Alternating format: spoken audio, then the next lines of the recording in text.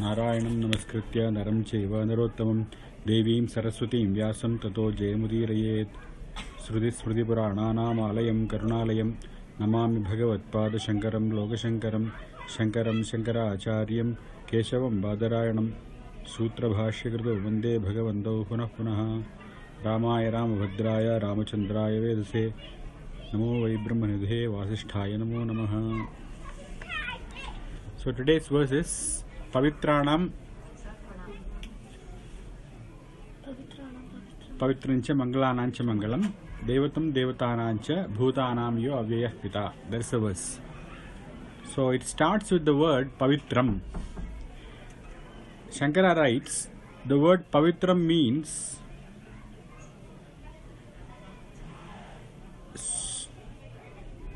Papmanaha Sarvam Unmulayati iti Pavitram. So that which uproots all the papas, all the sins, that is called Pavitram. So why is that this papam has to be uprooted? What is the reason? Because papam is dukkha hetu. Papam can cause suffering, unhappiness.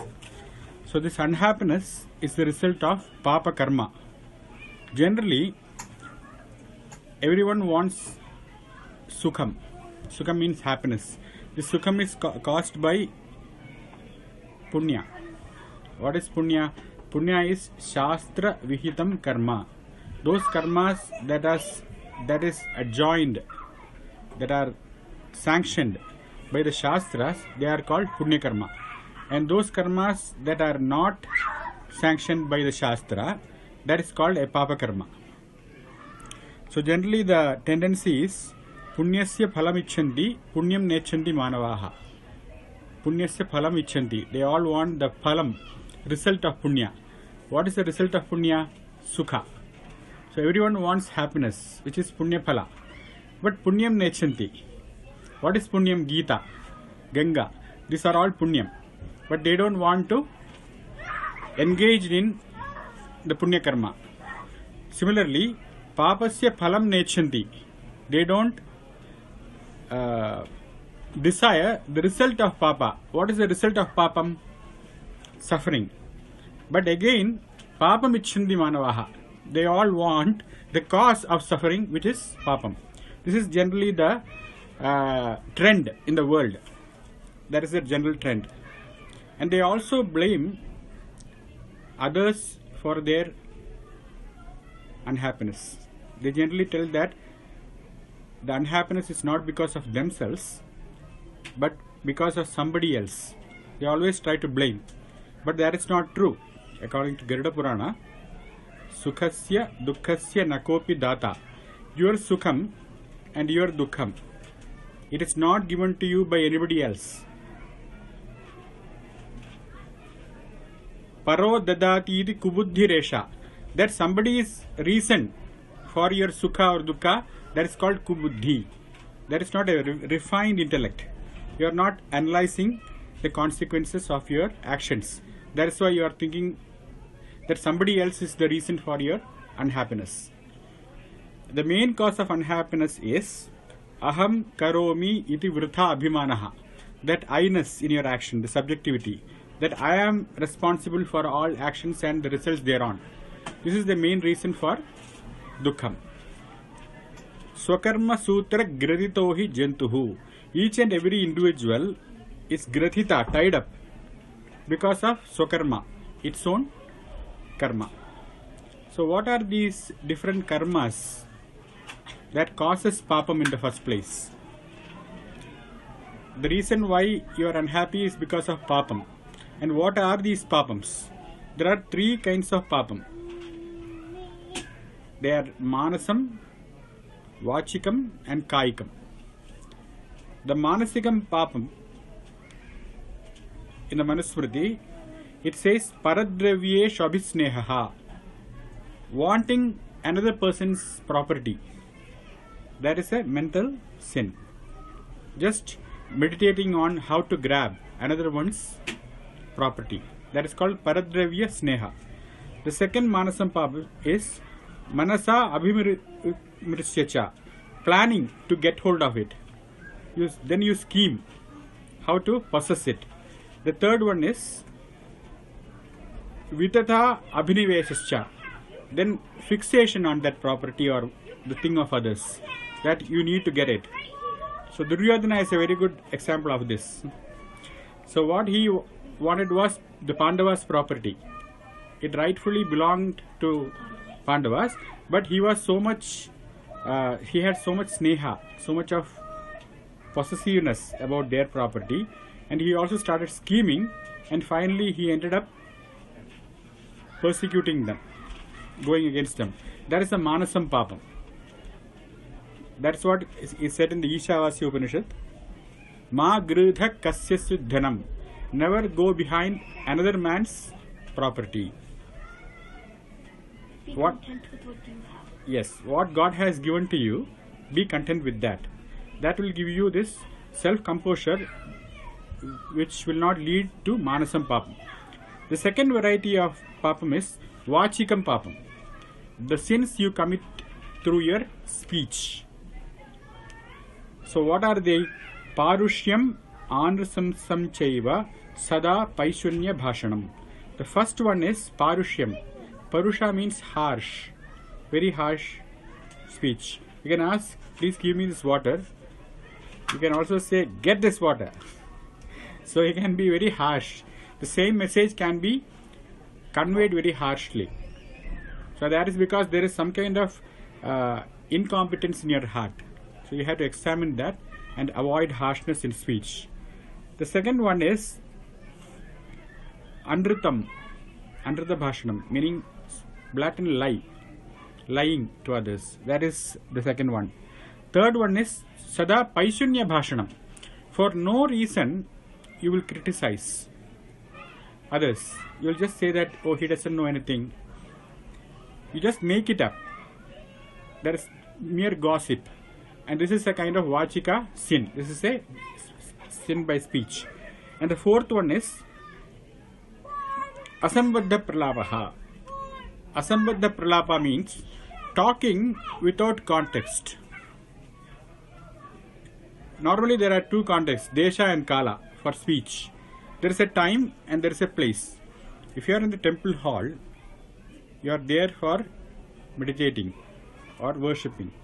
But then you will talk about your headache, you'll talk about your property, all sorts of things which is unbecoming of a temple, that is spoken in the hall, which is called Asambadha Pralapa.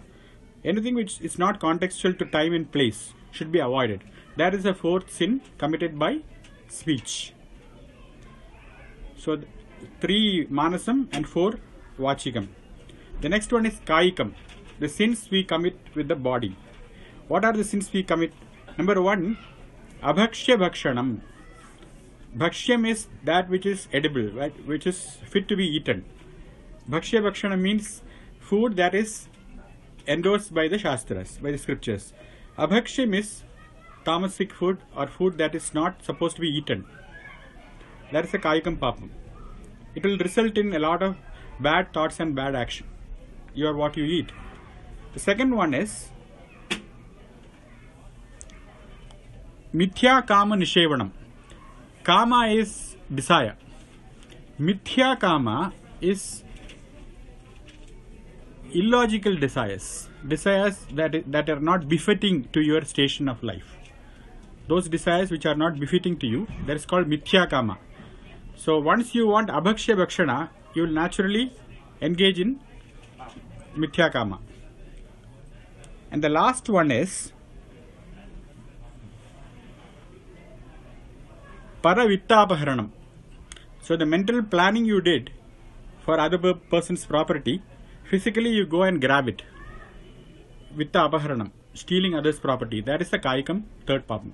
So totally these 10 sins, this is the cause of all our unhappiness. So if you are having a bad event in your life, sometimes you may be able to connect it to your previous actions. If not, definitely these papas or sins are the reason for your bad effects. So, Pavitranam Pavitram, this Vishnu as the Pavitra, he has the capacity to eradicate the dukkha which arises of this sins. He won't be able to remove the sin, but while experiencing the effects, you will have a lot of suffering. That suffering can be eliminated by Vishnu. He has the power to do. How? Because he is the karma phala data. He is the one who is giving you the result. So he can make it easy for your heart to accept the difficulties. So those are the 3 papas. Now we will look into the ways of getting away from these papas. So for Kayikam papam, how do you observe that you are undergoing a sin of your previous karma? How do you know? It says, Purva Janma Kritam Papam Vyadi Rupena Badade. It is very, very easy to determine that you are having a papa. It's very hard to determine a punya. But papa is very easy. You will have some kind of discomfort in your body. So that is a indication that a bad karma is at work. How do you avoid it? Tat Shandihi, to get peace from that. Oshadihi, go and take medicine. When you get a headache, number 1, Shastra says, get an Advil. Oshadihi. Then Dana, be charitable, be generous, because that will give you a mental flexibility. Otherwise, you will be so focused on this disease that you will be in the blame game. You won't be able to come out of it. So for the mind to get some kind of flexibility, to give some freedom, you have to engage in Dhanam. It's an activity which will give you expansion of the mind. By sharing, your mind expands. This is a psychological fact. Then third one is tapas, penance. And the fourth one is homa or rituals. There are certain rituals for getting away from, like Mrityunjaya Havan. All those rituals are there for getting rid of physical discomfort or vyadhi. This tapas generally people think, penance means they think that you should sit in a place and fast for 15 days, not eating anything. That is not tapas. That is called kaya shoshanam, or torturing the body. Torturing the body is not tapas. What is real tapas? Ahimsa, satyavachanam, anrasamsyam, damo, ghrina. These 5 things are called tapas. Etat tapo viduhu dhiraha. People who are really brave, this is what they practice. Number 1, they practice ahimsa, non-violence. Number 2, satyavachanam, speaking the truth. Third one is anrishamsyam. Nrishamsa means a very low person, one who is very cruel to others. So anrishamsyam is non-cruelty, being very kind to everyone. And damaha means indriya nigraha, controlling your sense organs. The last one is grina. Grina means a kind of alam buddhi, that enough with comforts. You should develop that. Because if you are addicted to external comforts, then it will take away your power over your senses. There is no end to having more and more comforts. So that is called grina or vairagya. Isn't that what Buddha did? Yes. He actually realized, he sat under a tree and after a very long time he was not getting this enlightenment, and then he realized that there is no point in torturing his body. So he wishes to have some food, and magically a shepherd appears and gives him some milk. And after drinking the milk, he continues with the penance. He starts developing these good qualities. He started developing a dharmic mind. That is when he gets enlightened. So pure torturing of the body, that is not advisable. You should also develop your mind, the internal qualities, the Atma Gunas. So these are said to be natural to the soul. It is hidden in you. The quality of ahimsa, truthfulness. You are naturally truthful. You are naturally non-violent. But because of your confusion, other influences, you have become bad or sinful. So by going back into yourself, you can bring out those natural qualities. So that is the true meaning of tapas. So these are the kayikam, or the physical attributes which will get away from kayika sins or papas. The next one is vachikam sin. the Krura Vakyas, all those sins you have committed by sinful speech. He says, Priyavakya Pradadena Sarve Tushyanti Jantavaha. Any creature will be very happy to hear Priyavakyam. If you go and say to a dog, hey, come here, it will be so happy. So no creature is averse to sweet speech. Hence, Tasmat Tadeva Vaktavyam. Please try to be very sweet in your speech. Vachane ka diridrata. You don't need $1 million to speak sweetly. You should not have vachana daridriya. You should not have poverty in sweet speech. So that is one way of getting rid of vachikam papam. Another one is Datirtvam, Priyavakyatvam, Dhiratvam, Uchitajnata, Abhyasena Labhyante. Chatvaraha Sahaja Gunaha. These 4 things by practice you can develop. One is Priyavakyatvam, talking sweet. Datirtvam, giving free advice, or if people sometimes they will require a lot of talking. Simply if you talk to them, they will be happy. So that you should develop. You should not be averse to doing that. And then Uchitajnata, what is proper for the context, using the right words at the right time. These qualities are already inside you. By practice they can come out. So by these means you can get away from Vachikam Papam. What is left is now Manasam Papam. Manasam Papam, we said, is Paradravya Lobham, or hankering after another person's property. So he says, Paradravyeshu Loshtavad. Consider other person's property as Loshta, meaning mud. Just don't give any value to it. And then Atmavat Sarvabhuteshu. Think that you are residing in the other person's heart. By that, Yah Pashyati Sapashyati. He can get over this Manasam Papam.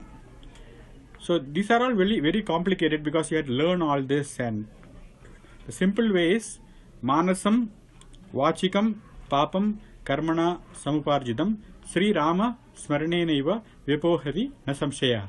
Rama, Rama, Rama. Say it 3 times. You will get rid of all these 3 papas. That is the simplest way. Because Rama will guide you into learning and understanding these things. So this is the meaning of the first line, which is Pavitranam Pavitram. Shankara has written 20 pages. I condensed it. The next verse is Mangalanancha Mangalam. So what is the meaning of Mangalam? Mangalam means Prashastam. Mangala means that which is very famous in the world. That is the meaning of Mangalam. Prashastacharanam Nityam Aprashasti Vivarjanam. Edat Mangalam Proktam Rishibihi Mantra Drishtabihi. The rishis who have seen the mantras, they define Mangalam as Prashasta Acharanam and Aprashasta Vivarjanam. What is Prashasta Acharanam? Following the path of the Mahatmas. That is called Prashasta Achara. And what is Aprashasta Vivarjanam? Following the path of great wicked people like Ravana. Whatever they did, Parapatni Aharanam, all that you should not do. So Ramavat Vartitavyam, that is Prashasta Acharanam. Ravanavat Na Vartitavyam, that is Aprashasta Vivarjanam. This is called Mangalam. So there are 4 famous Mangalams in the Shastram. Ganga, Gita cha Gayatri, Govindaha, Edat Chatvari, Mangalan Yahu. So Ganga is supposed to be the most famous Mangalam in the world. Why Ganga? Because Genge Genget yo Bruyat Yojananam Shaterapi. Even if you are very far away, miles, thousands of miles away, simply by saying the word Ganga, Sadhyaha Sapunati, she can purify you. Hence Ganga is supposed to be a Mangalam Vastu. The next one is Gita. Suppose you don't know anything about this Ganga, the greatness, you have not read any Shastras, so you go and take bath in her. Every day people in Prayag can do that. Mala nirmochanam pumsam jalasnanam dine dine. but because they don't understand the significance of it, they don't get any benefit out of it. Sakrit Gita Ambhasi Snanam. But even if you read Gita once, Samsara Maranasanam, all your mental impurities can go away. So if you read the Gita, then you can get the maximum benefit out of the rituals like Ganga Snana.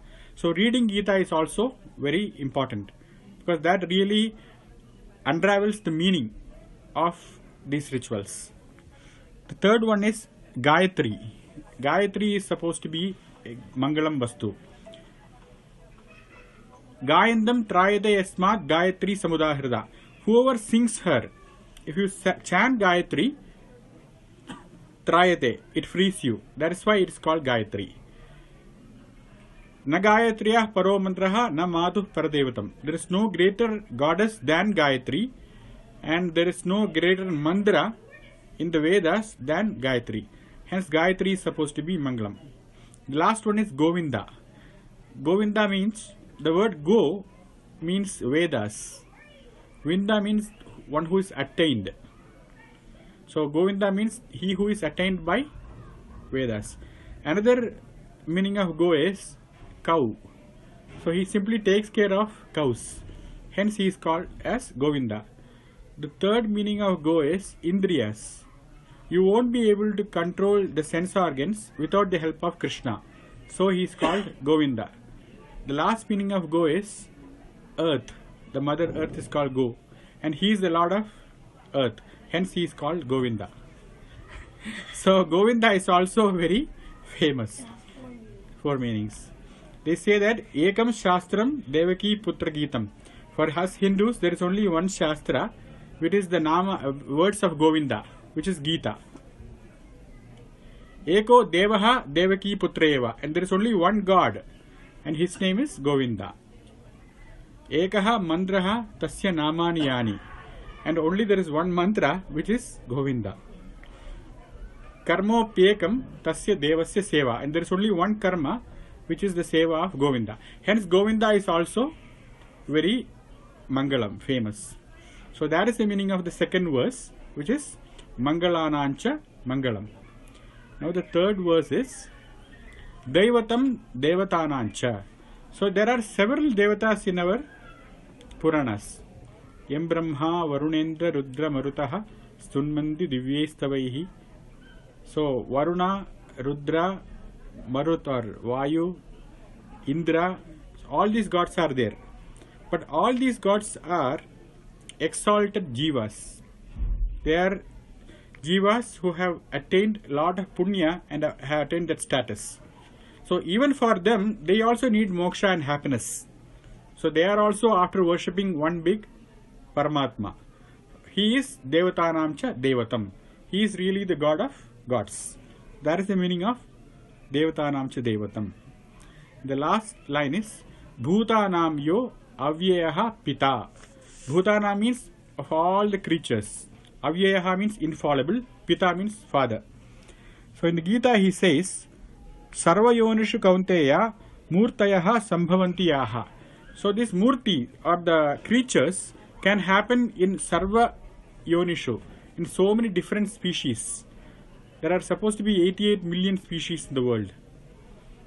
So in different species, all these bhutas or creatures can be born.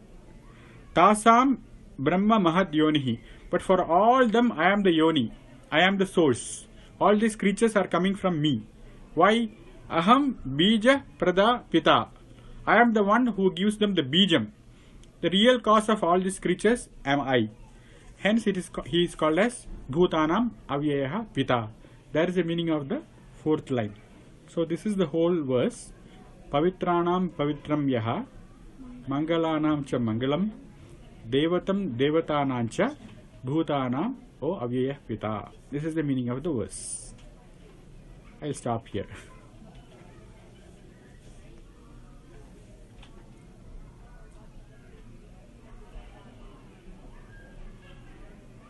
Good. Very. Meaning of Mangalam is Prashastam, that which is enjoined in the Shastra. What is enjoined in the Shastra? Geyam Gita Nama Sahasram. Read the Gita at least one sloka daily. Tell the Sahasranama of Vishnu. Dheyam Sripati Rupam Ajasram. Meditate on the Rupa of Sripati, of Vishnu. Deyam Dina Janaya Cha Vittam. This is a Prashastam Karma. Give charity to the poor. Neyam Sajjana Sange Chittam. Take your mind towards Satsanga, towards the association of good.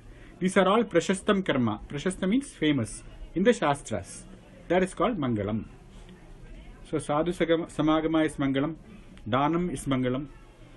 Sahasranama Parayanam is Mangalam. Sripati Rupa Dhyanam is Mangalam. Gita Parayanam is Mangalam. All this is Mangalam. So Mangalam means Prashastam Karma. That is the meaning.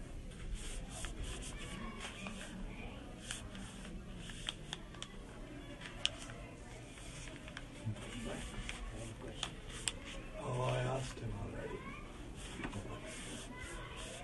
You want me to repeat? Yeah, please repeat it. Yeah.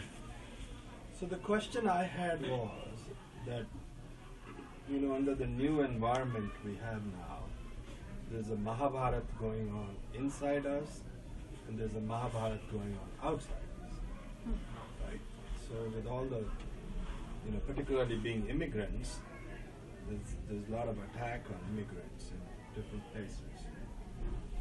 So then the question was that, should you then follow Ramayana, Ram and Arjun, and combat the evil?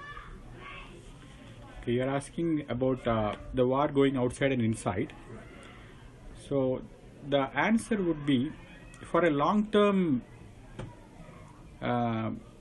result, ahimsa will be the way to go, because it is the time-tested way of Mahabharata. The whole of Mahabharata shows that how tragic war can be. So though the Gita is called a Moksha Shastra, nowhere in the Gita Arjuna is asked to give up his Swadharma. So as a king, his duty was to protect justice, to protect his subjects and his kingdom.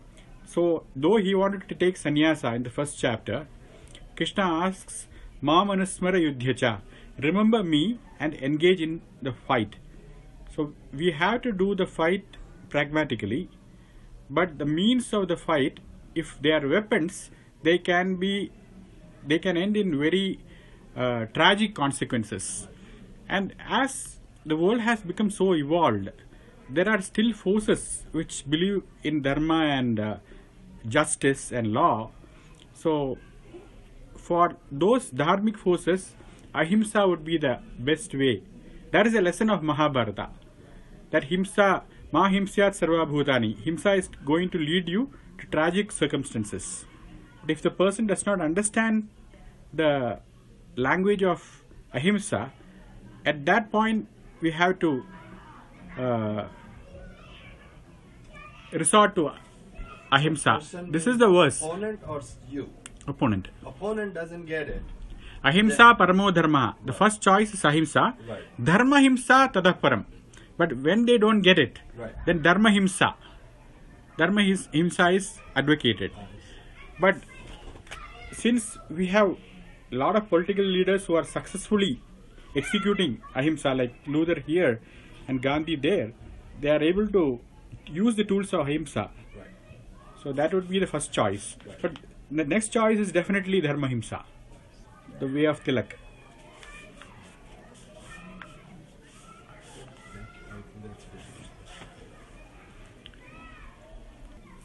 The question you are asking is, if you don't know the true meaning of a karma or a ritual, and if you engage in that ritual, will you get the benefit of it?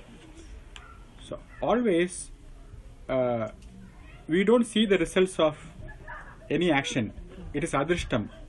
We only can do. We can go and do a Ganga Snana, but how much punya we got out of it, we don't know. But generally, the rule is, yadeva vidyaya karoti tadeva viryavattaram bhavati. Whatever you do with knowledge, with awareness, with alertness, that will fetch you more results. How? Because a turtle is taking bath in the Ganges every day. It is going in, taking bath and coming out. So probably it is getting some punya, because Ganga's swabhava is to purify.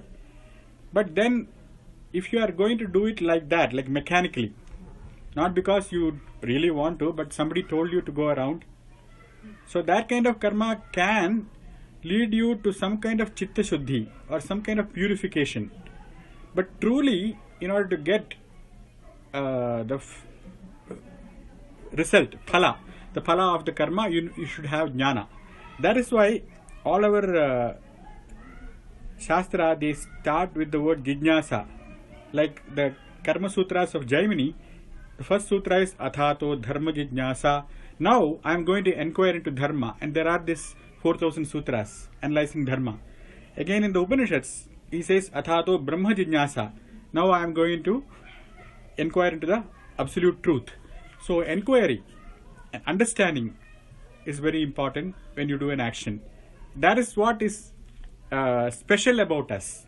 Ahara nidra bhaya maithunani samanametat pashubhir narana. With pashu and nara, 4 things are common: eating, aharam, bhayam, being afraid of your boss, maithuna, conjugation, nidra, sleeping. So you do it naturally. But tasam vivekaha, in these actions, only human being is endowed with the capacity of distinguishing between what is good and what is bad, what is more and what is less. And that is called Sankalpa in the Shastra. Sankalpa means a resolve to do a Ganga Snana.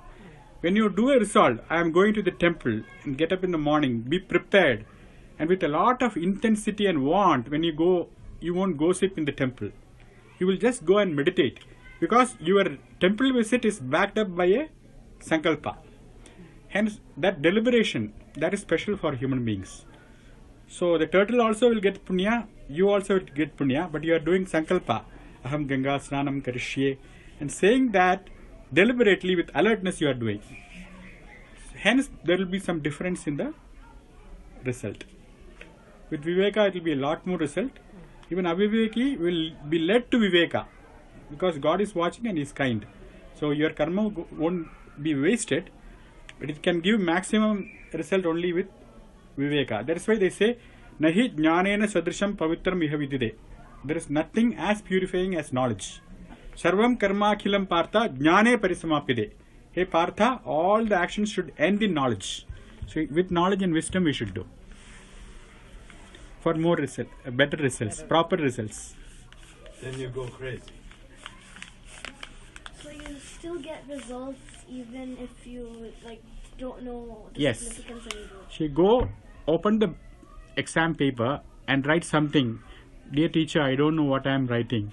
Then she will give you 1%, because she is kind to you. But if you really study and write the whole exam, then you are going to get 100%. So that knowledge is very important in your life. Is an exam. So if you are prepared for it, if you study well and face life, then you will succeed. But otherwise, if you say, oh, I have to write an exam, if you just attempt it, then the result also will become less. Then you should not wonder how it happened. Yeah, so that's why knowledge is very important. Our religion is called knowledge, jnanam, jnanamargam. That is our knowledge, our religion. Other people, it's all so many other things. But in India, the word India means Bharat. Bha means knowledge, light. Rati means intense desire. Rati is the wife of Kamadeva. So Bharata means people who are after knowledge. So why is there so much ignorance in India? Every day ends in the evening and night follows. And the night is not permanent. Next morning is going to come. So this ignorance is only a Temporary. phase. Yeah. If you look at yesterday, if you look at the Upanishads, there is nothing like that anywhere in the world. literacy has gone up, not there yet. But Well, he's No, a but do you know relatively how low it is? yeah. That's right. It's a phase. Yeah. it's a, 55%. It's very low. it used to be maybe something. Ignorance, you mean illiteracy? Or He talks about modern education, talking about education? No, no, modern illiteracy. modern Yeah, education, literacy. literacy, modern literacy. Yeah. So but it hovers around 50%. Now, partly maybe it's because of what British did, right? Alaya. So if you can bring some more friends I teach you. for that, right? How old are you, Maya? I'm 10. You are. Good. You are taking. How did all this knowledge of the Upanishads, and we had such a great tradition, how did we lose all that? That's not all just because of the British. This started much before that. No. It is the Shastra. Kali Yuga is supposed to be not a highly intellectual age. It is called the age of darkness. So whatever people achieved by engaging in knowledge in Treta Yuga and in meditation in Dwapara Yuga, all that they can attain by simply saying the name of Hari. So all these statements, they were able to foresee that this age is coming, the dark age. So that is why I use the example of day and night. So in the huge spectrum of time, this is a small phase. So that is a natural explanation given in the Shastras. So after the Kali, again the Satyuga will start, where people again will come in. For us, the creation is not something which is stagnant, which is go away tomorrow. It is eternal. Because what is creation? Creation is God becoming it. There are Say that again. God becoming the creation. There are two ways of looking at creation in our religion. One is called Dvaita. They say that it is Parinama. Parinama means metamorphosis, change. Like if you keep a glass of milk, it changes into curd. So totally the milk is transformed. It cannot go back to milk again, it is curd. But Shankara's view of creation is very interesting, very intelligent. He says that it is Vivartavada. Like you see a rope, and on that rope, because of the conditions, because of darkness and ignorance, you think that it is a snake, and you are so scared of it. And when the Guru comes and puts a torch on it, you see that it is not a rope. It's not a snake, but a rope. And then the fear goes away immediately. And it was always the rope. It was never a snake. But because of this notion, because of this moha, delusion, created by these conditions, you suffer from this bhaya or samsara. So God is right in front of you, but because of your delusion, you don't see Him. And Shankara says by following this jnana marga, you will be able to realize this fundamental substratum of everything, the spirit, one day. That is called Brahman. So these are the two views of creation in our Vallabha, Madhva, they all go to Parinamavada. Shankara talks about Vivarta. Maybe one day you can talk about all these big five acharyas, Vallabhacharya, Madhvacharya, Bhakacharya, what their views and How they classify the ideas, yeah. The basic ideas of each acharya. Right. You can have that, yeah. I think that could be good discussion. So Shankara was born when? Alive when? 1200 years ago. 1200. Right? So 800 AD. Yeah. So all this knowledge was codified or condensed around them. No, and our paramparas, the one I talked about, the Dvaitas, the Vallabhacharya or Madhvacharya or Ramanujacharya, they say that their parampara started with Vishnu. They say Lakshminatha Samarambham. It started with Lakshmi and Narayana. Natha Yamuna Madhyama. Yamunacharya and Natha those were the big acharyas in the middle. Why they were When called? was Vishnu alive? Huh? When was Vishnu hanging around? Yeah, Vishnu is Vishnu means Vishati the Vishnu, who is making you speak right now. Right. So you will come and go. Vishnu is somebody who will be watching. So eternal. He's eternal, right? Right. Yeah. So they say their parampara is eternal. No, yeah, all the paramparas are eternal. Right. Shankaras, Ramanujas. That is because of the Gita and the Upanishad. The Upanishad says that this Jagat is eternal. There is nothing which comes, they only change form. They come and go. But it is not, the substance is not destroyed. True, true. Energy or that consciousness, it is not destroyed. So the soul is eternal. God is eternal. Hence everything is eternal. What is breakable, what goes away is not eternal. But what is eternal. But historically, Hinduism started 1200 BC. 1500. Not Hinduism, Shankara. Shankara, we say that. No, BC, before Christ. Oh, 1200, okay. See, when we talk about this history, Yeah. you can look it from the Westerners' point of view, Okay. and you also can look up from our own indigenous pundits, So what like is Lokmanya Tilaka. So what is our point?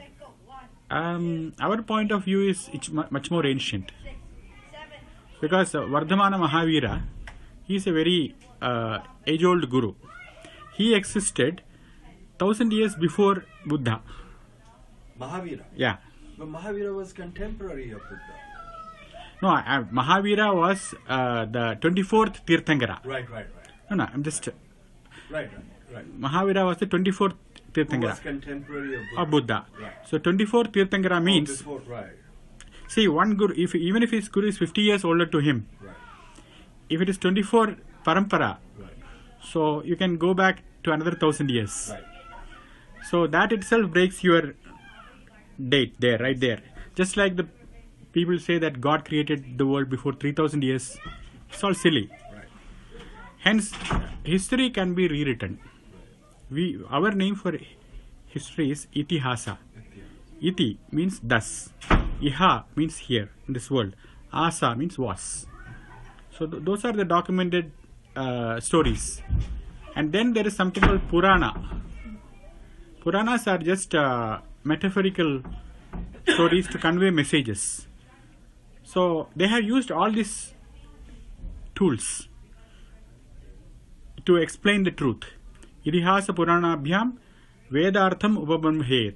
So the whole focus was to convey the truth, not who was older, who was younger.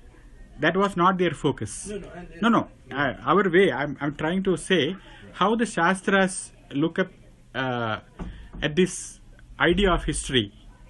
Because when you want to establish that something is age-old, that is when you look at the timeline. We also have those things. There is a book called Raja Tarangini in Kashmir. They have written all the lineage of the kings from the beginning. They have tried to document all those things. But they were all secondary. The fundamental thrust was on understanding the truth of things. And history was not considered a very, like the Marxist or the modern scholars, history was not seen as a very great tool. No, I mean, it's dialectic, but Yeah. but you know, I mean, are you saying that this is what we believe, though the rest of the world does not acknowledge? No, it's not belief, it's a way. It's a way. Yeah, I never said belief. Right. Because we dismiss belief. We don't want to believe anything. We are after facts. Belief is not a very acceptable word. If you look at the Shastras, Nyaya Shastra, they go to a very long lengths to establish facts. And when they say it's a fact, they can prove it as such. And beliefs are dismissed. And they are ready to be dismissed as well. So this is, I mean, the thinking that you shared today, I mean, you know, just either philosophically or psychologically, it's a very profound and comprehensive thinking, right? So this was codified by Shankara. The things you shared today Yeah, is according to Shankara. right. But Shankara is one of the most brilliant link. Like if you have a very old chain and one of made of iron, if just one link is made of gold, so it shines separately. So he says that he is not giving anything new. Right. Shankara himself say that. He says, Asampradayavit murkhavad upekshaniyaha. People who are outside tradition should be shunned like fools, because they don't have any respect for analyzing the knowledge which has come down. They don't have any respect for that. They just want to start something anew. So you cannot dismiss anything without knowing. Then it becomes a belief. Right. When you say that he is the only way to God and there is no other way, that is a belief system. That is not for Shankara. Whatever you say has to agree with your perception, pratyaksha, and then anumana, your inference. If it does not agree to your perception, don't agree with it. That's what he's saying. He doesn't want you to believe anything. He wants you to analyze with your inference, your perception. If it is agreeable to your perception and inference, agree. But then he wants you to come in the traditional dialogue. That Purvapaksha and Siddhanta, he wants you to follow that pattern. Because that is the only way, he says, it has been handed down. And Krishna also subscribes to that. In Krishna, he says that Krishna is Krishna of Gita. Gita, evam parampara praptam. He says this has come down in tradition. Again, he says in the second chapter, 35th verse, Tadvidhi pranipadena pariprasrena sevaya. You go and understand it from a teacher. So he says that. So he also acknowledges that, and all the teachers, Vallabha, Ramanuja, they all have this parampara. Outside of that, you cannot create a new knowledge and dismiss without verifying all others. So this is, I mean, this is, you know, logical and fact-based and evidence-based. But in most of India, we don't hear this, right? Most of India is living it. No, Most of India is living it. Right. See, but we don't they- dissect usually. They do. There are so many institutions in India, Right. like the Sringeri Mutt, Okay. and they have this Rajiv Gandhi Sanskrit University in Sringeri. They're producing volumes of work there, a lot of research papers. It's all written in Sanskrit. There are so many institutions which are doing that. Well, majority of, you know. Majority of, I agree with you, because it takes a lot of commitment and Right, time right. for this pursuit. Even the Krishna, he says that Manushyanam sahasreshu kaschid yadati siddhe. Among millions, only one will try to understand the inner meanings. He says that 4 kind of people approach me. Arthaha, all the people who are suffering, they go to the temple. Then Artharthi, people who want money, who want to become wealthy. Then Jijnasu, who are curious. Then Jnani. So that 4th kind of, they are very rare. Even in your disciplines, how many scientists are there? How many Stephen Hawkings are there? How many C.V. Ramans are there? So in any discipline, that is true about people who are truly committed to that path. Others will be simply writing papers and making a livelihood out of it. Right. But living and knowing, just like I am simply repeating Shankara, I don't have anything to offer myself. You should write what you're saying. That is understandable, but I find it more fruitful to spend more time Right. sitting and reading and understanding and teaching and talking about it than writing, because there are so many people to write. That is their vocation and that is their call. Right. Mine is to simply live Shankara and learn him. Right. You are doing it. Right. Good.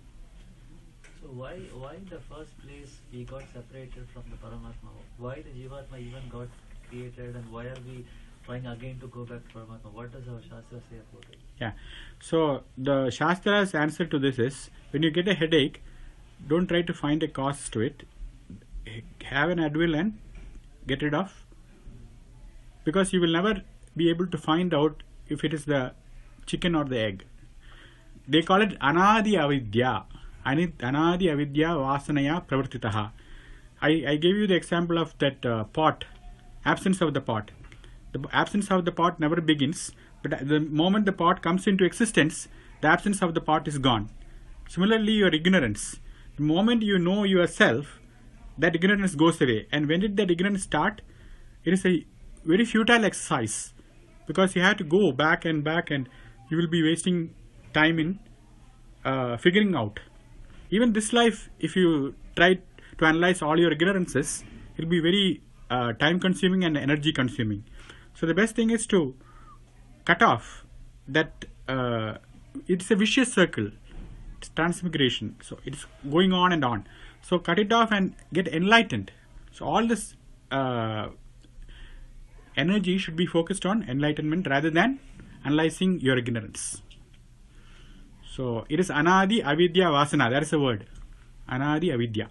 Anadi means the avidya has no beginning. There's no adi. Don't try to find it out. So in your opinion, to get basic Hinduism 101 or our tradition 101, who all should we know? For Vivekananda, it was just one touch from Ramakrishna. Right. So I think it is the intensity of your desire. Oh. Because nobody has to prove you to yourself. This is what the thesis is. The truth is one, and you are seeing it as many because of your delusion, your wrong notions. So I am telling you that you are not the body, but next class you are coming and ask, where is my hand? So what happened to the teaching? Right. So we are not assimilating. We know that you have to satyam vada dharmam chara, act rightfully and say the truth. But why are we not telling the truth? Because you are not paying attention. So I don't think you need a lot of books or anything. It needs an intense. Shankara says, like your hair caught on fire, what will you do? You will be looking for water.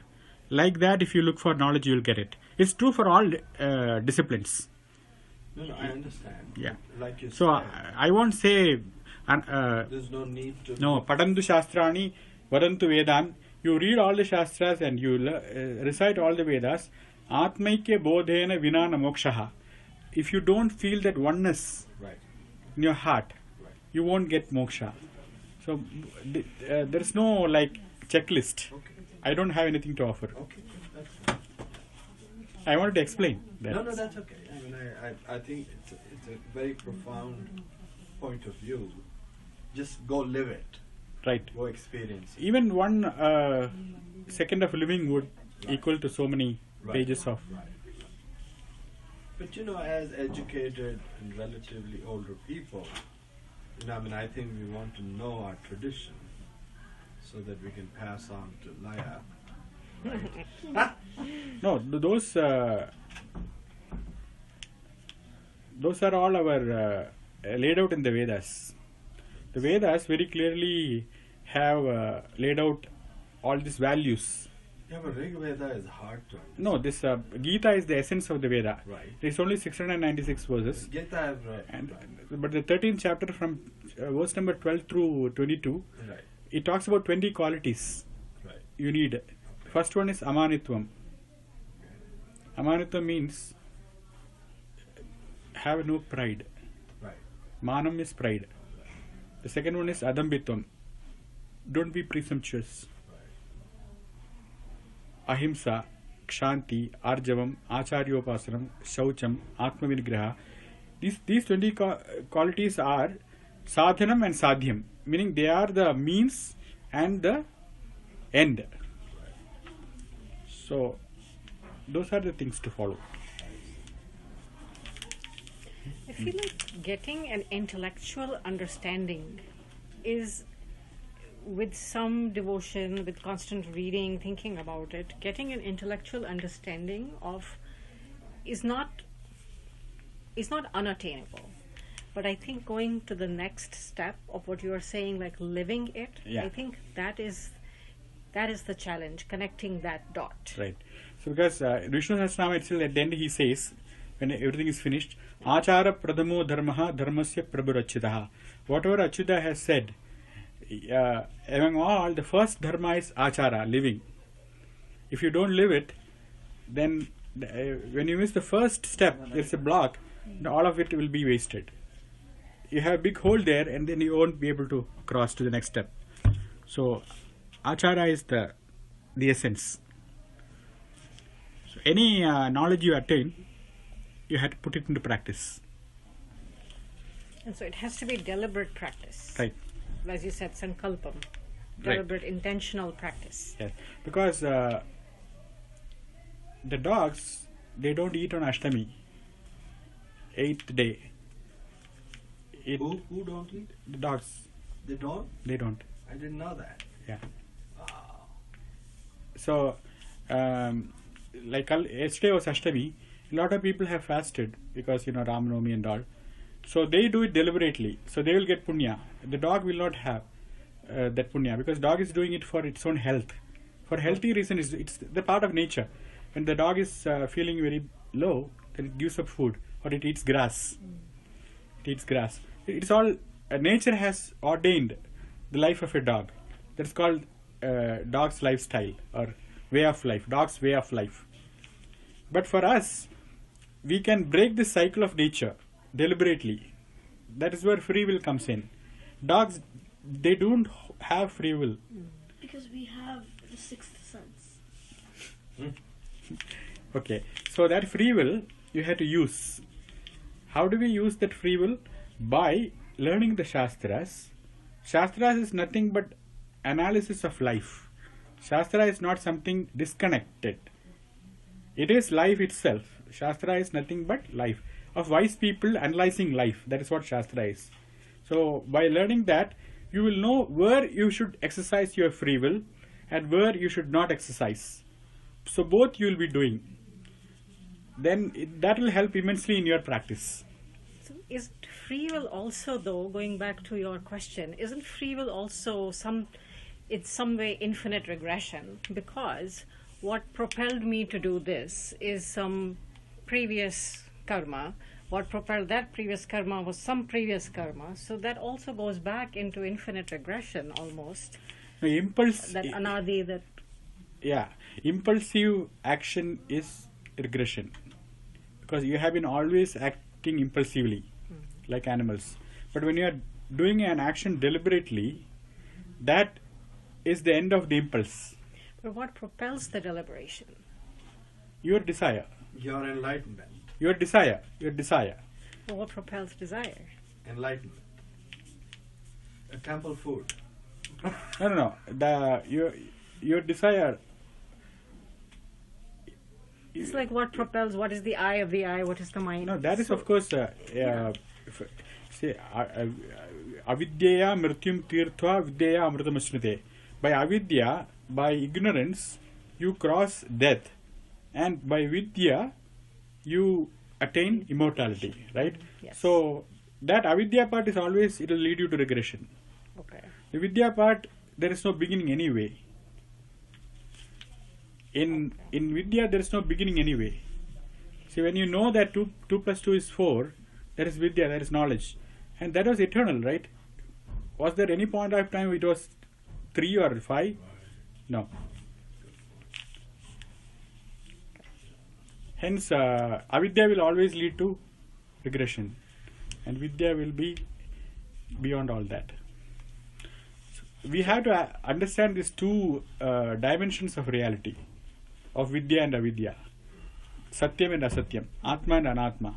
Atma is the true dimension of yours. And anatma is your mithya dimension. And there, whatever you are investigating, it will not lead you anywhere. To the same analogy as your question. Yeah. That It's an endless you know, question. so Yeah. I think the comment you made is the way I look at it, with my limited understanding, is that why worry about the karmas you've already done, right? Yes. They also say that the karmas you're doing now modify the impact of those karmas. It's not just some, they multiply, or they, I don't know, some kind of quadruple effect, right? So I think what we can do is be in the moment, do the best we can, right? Live according to Dharma, right? And let the magic happen. And we are, both of us, we agree that knowledge is the Oh, absolutely. knowledge is the Yeah, solution. I'm actually addicted to knowledge. Yeah. But that will solve the issue. Right. Knowledge is the conclusion. Knowledge is the end. Right. So that should solve it. So you know, I mean, though we get very scared of all these karmas hanging on our shoulder, but you know, why bother? You know, it's there, let it happen. So same way, I mean, like I think our scriptures very clearly say. Similarly, why worry about future? There are a million possibilities. Only one of them will happen. Right. Right? So a lot of us worry about the future or worry about the past. And then we burn a lot of our energy in that. So I think that's the Buddhists now, they call it mindfulness. Right. Right? So